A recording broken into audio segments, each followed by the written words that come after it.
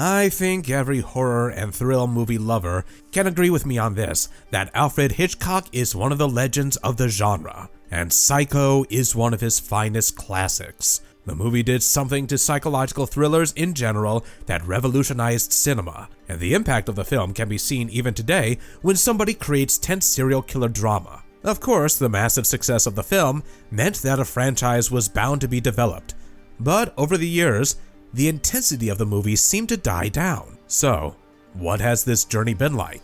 And what on earth happened to the franchise that should have continued to be a booming box office success even today? Let's trace the journey and find the answer in this video. Before we go into our explanation, we have a very small request. If you like our content, please support us by subscribing to our channel. This is a small click for you, but for us, it means a lot. Thank you. Let's begin. Hitchcock's revolutionary gamble. When studios said no. Let me take you back to the start when the magic worked out against all odds. Alfred Hitchcock had just delivered one of the biggest hits of his career with North by Northwest, a glamorous big-budget thriller starring Cary Grant.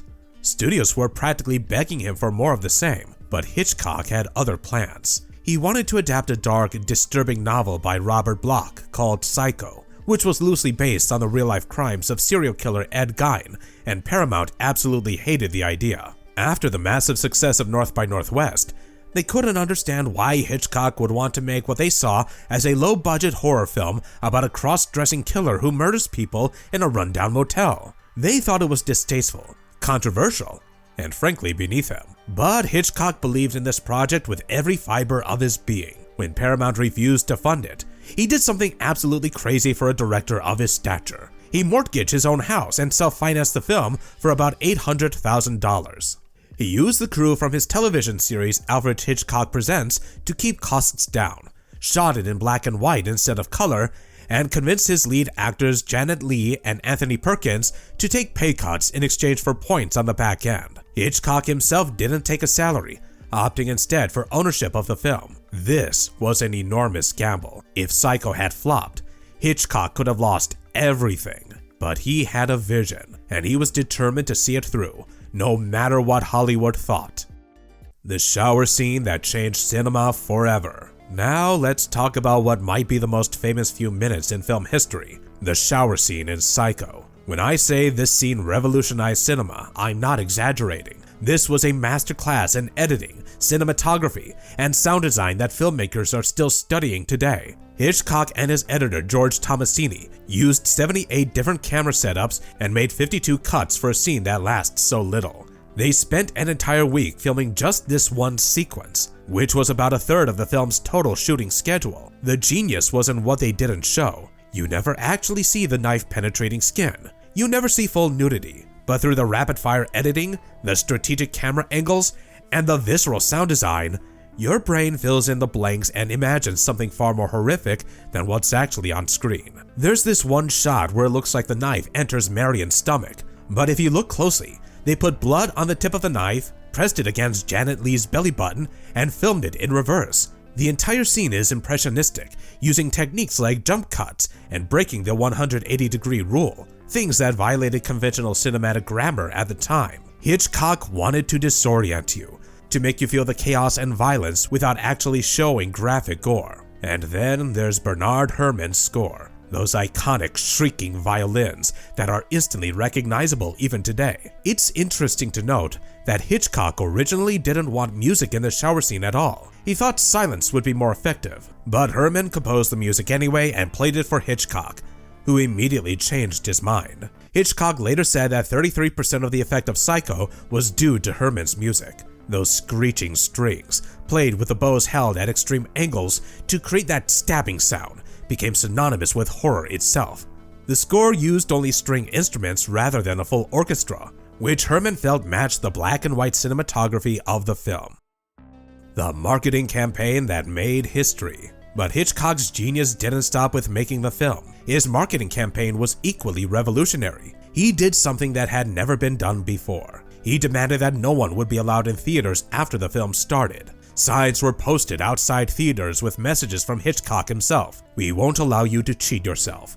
You must see Psycho from the very beginning." Therefore, do not expect to be admitted into the theater after the start of each performance of the picture. We say no one, and we mean no one, not even the manager's brother, the President of the United States, or the Queen of England. This was completely unheard of at the time. Throughout Hollywood's golden age, people would just wander into theaters whenever they wanted, watch until they recognized the scene where they came in, and then leave. But Hitchcock understood that Psycho's biggest twist happens just 20 minutes into the film, when the presumed protagonist is killed in the shower. If people came in late and missed that, the whole experience would be ruined. He also refused press screenings, made his cast and crew sign NDAs, and even bought up as many copies of Robert Bloch's novel as he could find so people couldn't read the ending. He restricted Janet Leigh and Anthony Perkins from doing media appearances to generate mystery. The whole campaign was designed to make Psycho an event, something you had to experience from start to finish with a crowd of people who were just as shocked as you were. Dominating the box office. Psycho premiered on June 16, 1960 at the DeMille and Baronet Theaters in New York. The film had non-stop sellouts for 9 weeks straight at these two theaters alone, before expanding into other locations. Made for just over $800,000, Psycho earned $14 million in its initial theatrical run in the United States alone, and by 2004, it had made at least $50 million worldwide. With an adjusted gross of $400 million, it became the biggest hit of Hitchcock's entire career. It was the second highest grossing film of 1960, beaten only by Ben-Hur. The man who mortgaged his house to make this movie ended up with one of the most profitable films in Hollywood history. How Psycho transformed the horror genre. But beyond the box office numbers, Psycho fundamentally changed what horror could be. Before Psycho, horror films were dominated by monsters, aliens, and science fiction creatures. You had your creature from the Black Lagoon, your giant irradiated ants in them, your invasion of the body snatchers. The threats were external, often metaphors for Cold War anxieties and nuclear fears. Psycho did something different. It brought the monster into everyday life. Norman Bates was a human being, someone you could meet at a roadside motel, someone who seemed polite and sympathetic. This was the first time mainstream American cinema showed a human serial killer as the primary threat, and it was absolutely terrifying because it felt real. The film essentially created the template for the slasher genre that would explode in the 1970s and 80s. Without Psycho, you don't get Halloween, Friday the 13th, or A Nightmare on Elm Street. It showed that horror could be psychological, that the most frightening monsters might be the ones that look human. It depicted violence in ways that broke censorship codes of the time, paving the way for films like Night of the Living Dead, The Texas Chainsaw Massacre, and everything that followed. Psycho also demonstrated that you could kill off your main character early in the film, something virtually unheard of at the time. It taught filmmakers that you could manipulate audience expectations, play with point of view, and create suspense through techniques that defied conventional storytelling rules.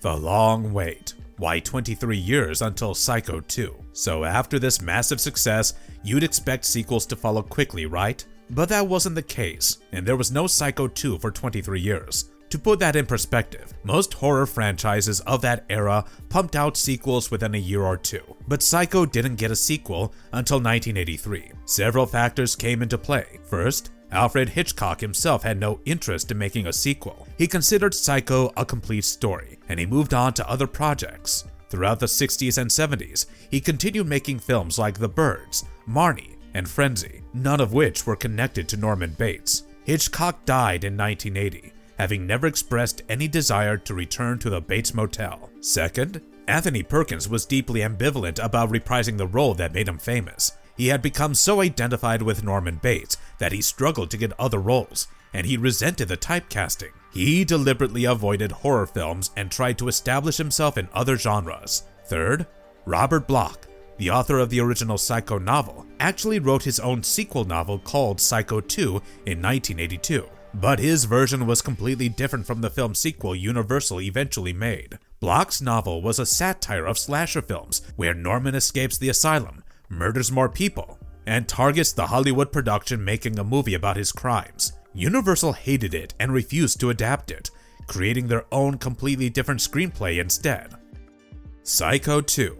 1983, The Risky Return. But by the early 1980s, with the slasher boom in full swing and horror making huge money, Universal decided it was time to bring Norman back. They hired screenwriter Tom Holland and Australian director Richard Franklin, who was actually a student of Hitchcock's filmmaking style, to create Psycho 2. Set 22 years after the original, Psycho 2 follows Norman Bates being released from the mental institutions after being deemed cured. He returns to the Bates Motel and the old house, trying to lead a normal life. He gets a job at a diner, befriends a young waitress named Mary, played by Meg Tilly, and attempts to move on from his past. But is Mother really gone? Or is someone trying to drive Norman back into madness? What's remarkable is that Psycho 2 is actually good. Against all odds, this belated sequel works. Anthony Perkins returned to the role and gave a genuinely complex performance, making you sympathize with Norman even as you fear what he might do. The script cleverly plays with your expectations.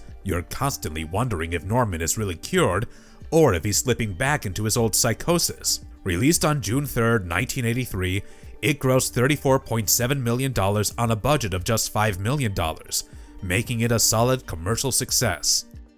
Psycho 3, 1986. Norman, Behind the Camera. 3 years later came Psycho 3, which was released on July 2, 1986.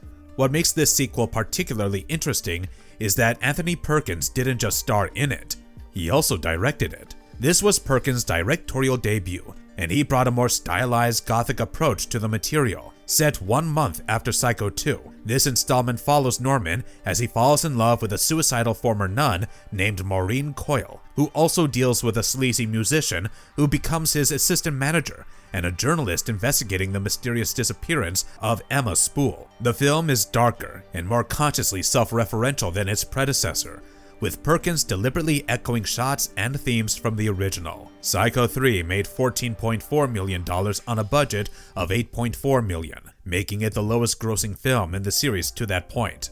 Reviews were mixed, though Perkins was nominated for a Saturn Award for Best Actor. The film marked a clear creative shift, embracing 1980s slasher aesthetics while trying to maintain the psychological complexity that made Norman such a fascinating character. The failed TV pilot.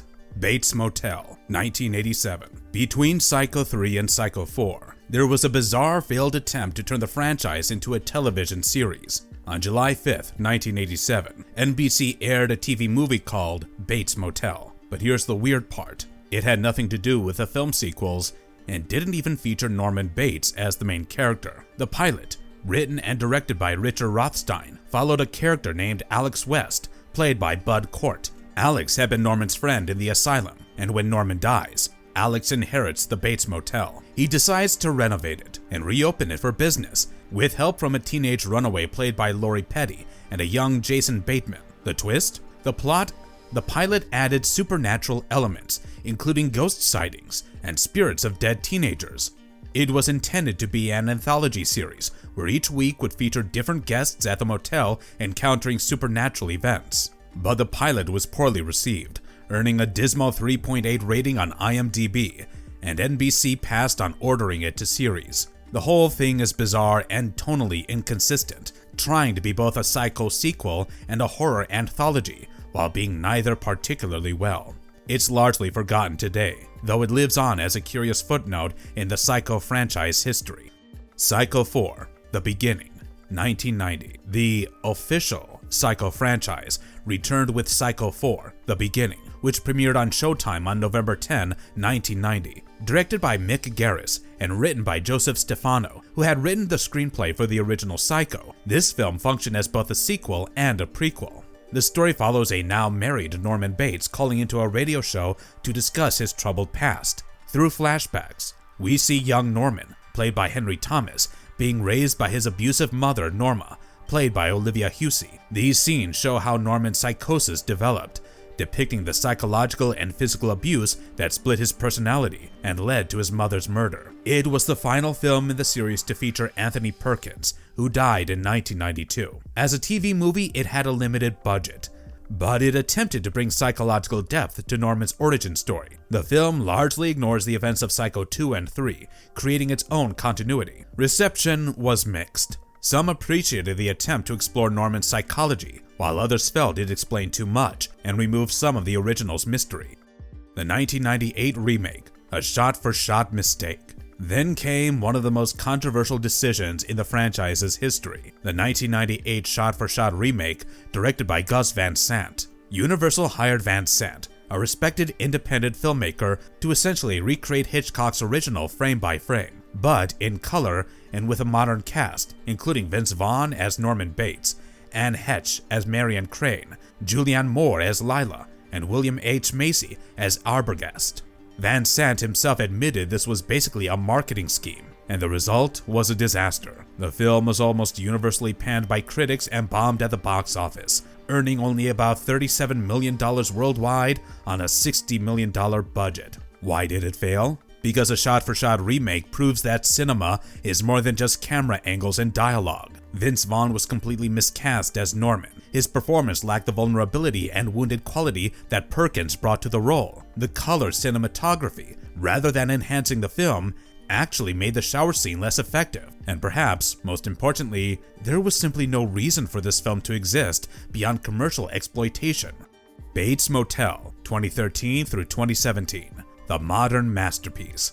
In 2013, A&E launched a new series called Bates Motel, and this time, they got it right. Developed by Carlton Cuse and Kerry Aaron, the series starred Vera Farmiga as Norma Bates and Freddie Highmore as a teenage Norman. This was a contemporary reimagining set in the present day. The show explored the toxic, codependent relationship between Norman and his mother as Norman's psychosis gradually developed over 5 seasons and 50 episodes. Vera Farmiga's performance as Norma was revelatory. She made the character sympathetic and tragic, rather than simply monstrous.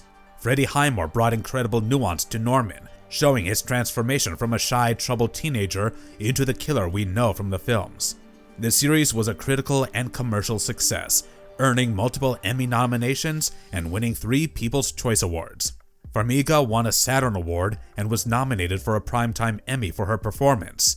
The show maintained consistently high ratings throughout its run, with the series finale drawing strong viewership and critical acclaim. What made Bates Motel work where other attempts failed? It respected the source material while creating its own identity. It didn't try to simply retread the original film, but instead expanded the mythology and gave depth to characters we thought we knew. The series finale, which aired on April 24, 2017, brought Norman's story to its inevitable, tragic conclusion in a way that honored both the TV series and Hitchcock's original vision. Literary sequels and comic book adventures. Beyond the films and TV shows, the Psycho franchise also extended into other media. Robert Bloch wrote 2 novel sequels that exist in their own separate continuity from the films. Psycho 2, 1982, as I mentioned earlier, tells a completely different story, where Norman escapes and targets Hollywood. Then, in 1990, Bloch wrote Psycho House, set 10 years after Norman's death, where the Bates Motel is rebuilt as a tourist attraction and new murders begin. Bloch's novels are fascinating because they critique the commercialization and exploitation of violence in entertainment. There is an irony in writing sequels to Psycho, while also criticizing the very concept of horror sequels. The books create an alternate universe where Norman's story unfolds differently, offering fans a literary what-if scenario. The franchise also ventured into comic books. In 1992, Innovation Publishing, a company known for their painted comic adaptations, released a 3-issue limited series adapting the original Psycho film. Artist Felipe Echevarria created stunning painted artwork that recreated the movie almost panel by panel. It was a faithful, beautiful adaptation that captured Hitchcock's vision in comic form, though it was virtually the only time Norman Bates appeared in comics. Marvelous verdict. The legacy lives on. So, what can we all learn from the Psycho franchise's journey? This franchise has been through it all. Unexpected success, long dormancy, belated sequels, failed TV pilots, misguided remakes, and eventually, a successful television revival. It's a testament to the power of the original that 65 years later, people are still drawn to the Bates Motel and the story of Norman Bates. The franchise shows us that sometimes less is more. Hitchcock's original didn't need explaining or expanding. It was perfect as it stood. The sequels and adaptations that succeeded were those that either respected that perfection, like Psycho 2 and Bates Motel, or found new angles to explore without simply repeating what came before. But here's the thing, there's still potential in this franchise. Bates Motel proved that with the right creative team, you can find fresh perspectives on familiar material. The key is finding stories worth telling, not just exploiting a recognizable brand name. Do let me know in the comments below if you would want to see an extension of the franchise, and also share your personal favorite after the original. And if you liked our content, don't forget to leave a like and subscribe to us if you haven't already. Have a good one, be safe, and thanks everyone.